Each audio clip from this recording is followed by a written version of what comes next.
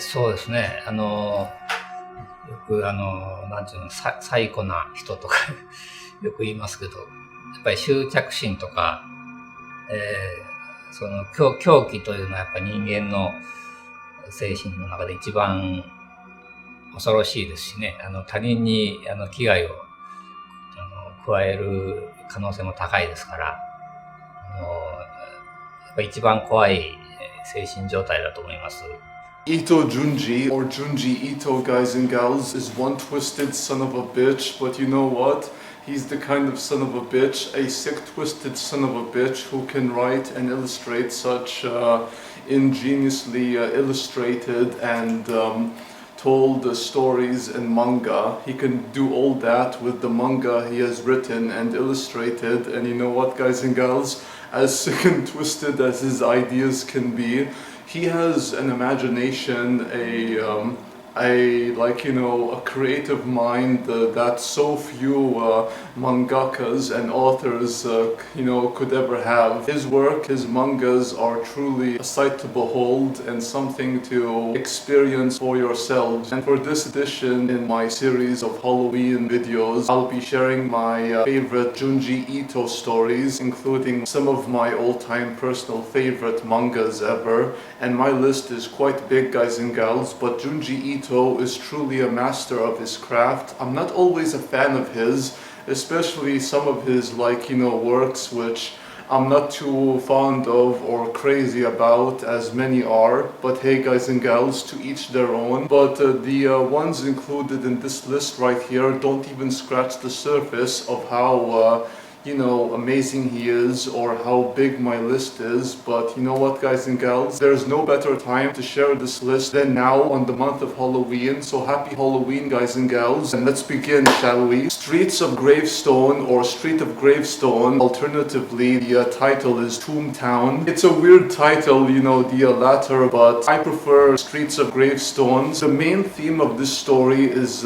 guilt and the consequences of one's actions coming to haunt them, and it's quite severe, especially in the case with these two siblings. And you know what, guys and gals, I can't really fault the older brother for what transpires in the story, because how would any one of us respond to something that they just so happen to find themselves in? I won't say what it is, but man, it gets quite crazy. And you know what, guys and gals, as exaggerated as this story is, it's pretty much like, a representation of the guilt that can haunt someone and how it can eat them alive inside, Crime doesn't always pay, but the guilt, it remains. It does. The bully. Oh dear lord, guys and gals, the bully. I will tell you this, guys and gals, I have been on both sides of the bullying spectrum. I've, been a bully, and I was also bullied for a large portion of my life. And the thing is, bullying does not always have to be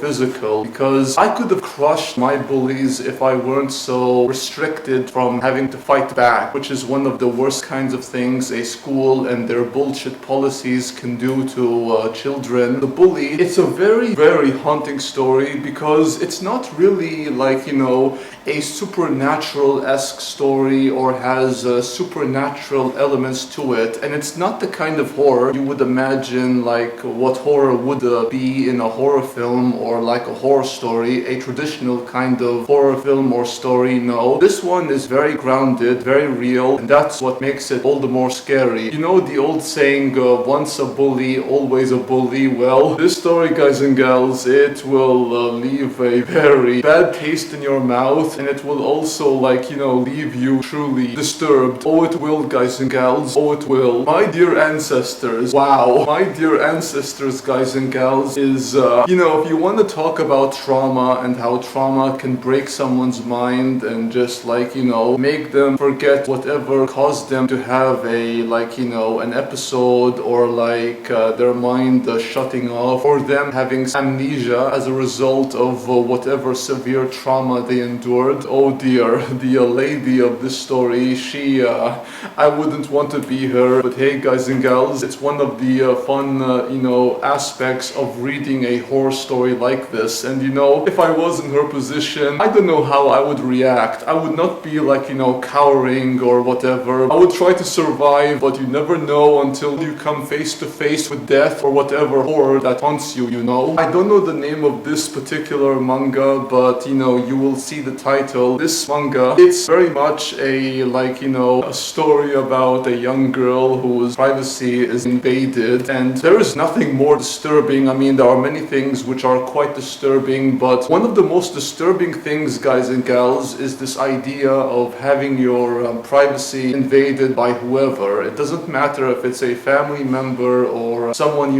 or just any random stranger. There's nothing more terrifying than having your privacy invaded, and it's a very creepy feeling you get. It's one of the things that makes a story work so well, and I love it for it. The Long Dream. Guys and gals, this is one of my all-time favorite mangas, and I don't just mean amongst my favorite Junji Ito stories, no, because this story is just so universally great and just so brilliant on so many ways I cannot even describe in words. But this story, guys and gals, it has a very powerful take on the moral implications that comes with a doctor who takes advantage of a patient and witnesses, what happens to them, all for the purpose of research and how it could quote-unquote benefit humanity. And the two victims in this story, I won't say who they are, but it involves long dreams that seem to last for eternity or seem,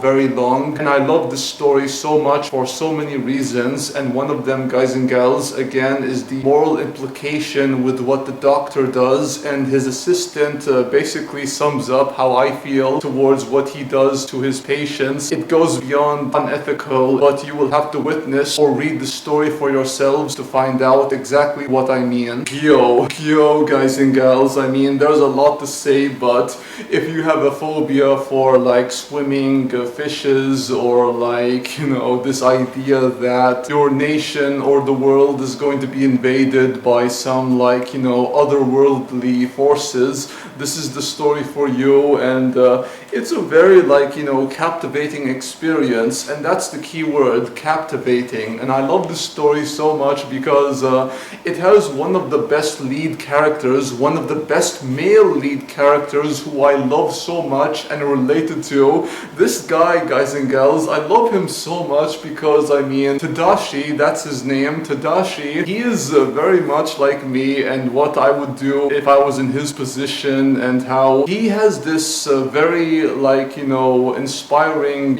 approach to how he goes about dealing with these creatures, these fish creatures on metallical legs, and trying to look out for his beloved girlfriend Kaori. I love this so much, and his will to survive, endure and survive even after the world has gone to hell. You have to find something to fight for, guys and gals. You have to find something to fight for and hold on to. And the thing is, even after you lost everything, even after you seem to find no hope in a hopeless world, you still have this want to live, to survive, and to see that the world is not lost. Those who survive can endure and survive and live on still. It's a very inspiring story in a very grotesque and yet very, well illustrated, well told story I love so much, but that's why it ranks on my list of favorites. Of all the stories in Junji Ito's Tomie series or Tomi series, the Tomi series is actually his very first manga series and his very first manga, I believe. This particular story, guys and gals, The Gathering, it's so well told and just so good. I mean, the main character who, like Tadashi, Yumahara, I related to him so much, guys and gals, because I have known girls and women like Tomie or Tomi. I've known so many like her, and just like with Yumahara, whenever these kinds of girls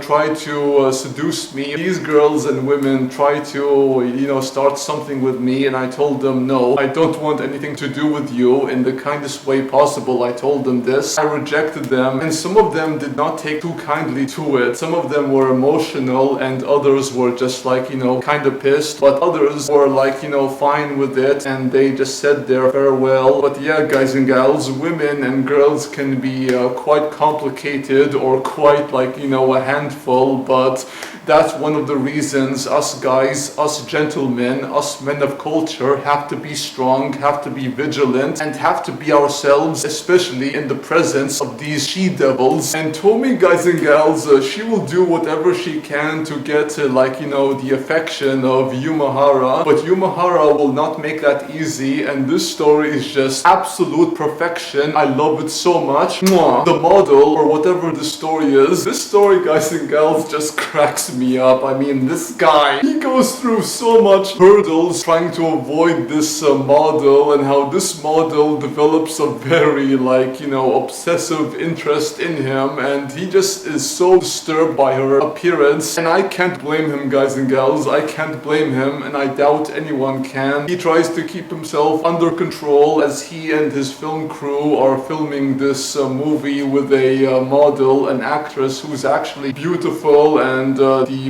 the other model, she does not take too kindly to it. She is quite jealous, and when you have a very scorned or jealous woman who sees some other girl, or as she would think in her mind, some other bitch, it would make her very angry when she's getting all the attention, and you can imagine what's gonna happen in the story. But I love this story so much, guys and gals. It's just pure entertainment, it really is. And speaking of pure entertainment, guys and gals, this story, Zombie, or she's a slow walker, or a slow zombie, whatever the name of this manga is, this short manga. I love this manga so much, guys and gals. Two best friends and zombie slash horror movie enthusiasts, they are having a discussion on which zombie is the superior one. The classic George A. Romero zombies who are so slow and yet so iconic, or the fast zombies, which realistically speaking, guys and gals, zombies, if they ran so fast the way these fast zombies do, their legs would break and their bodies would not be able to handle the force. George A. Romero had come out and said so himself. He's the godfather of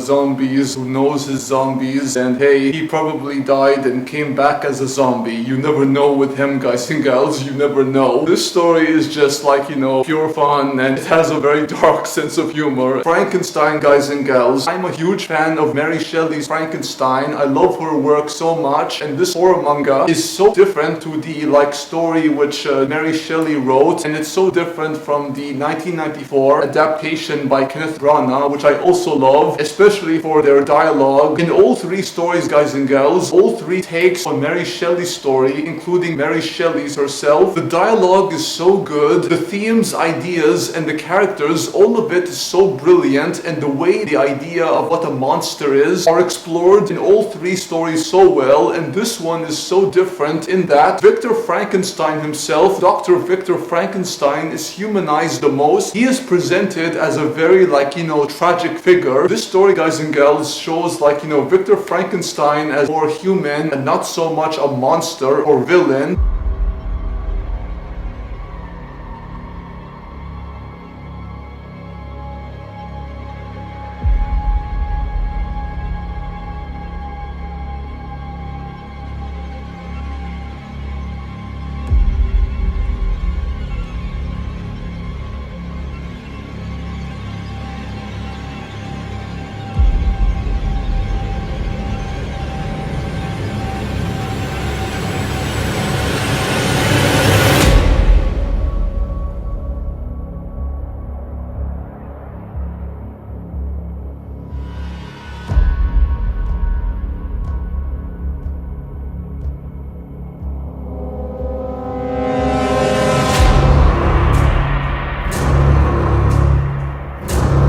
finally, guys and gals, this is the last horror manga I'm going to mention by Junji Ito, Uzumaki. Uzumaki, guys and gals, is truly as legendary as the horror mangaka himself, Junji Ito. It has everything you could possibly hope for. It's truly brilliant and so unforgettable. The experience and range of emotions you feel, it gets crazier and crazier as the story goes on until its climactic conclusion, which is pure perfection. Thank you all for watching. Hope you enjoyed the video. If you did, please like, comment, subscribe if you wish, and do check out my gaming channel where I do Let's Play series, gaming contents, and so much more. Until next time, peace out, take care, adios, amigos, au revoir, and sayonara.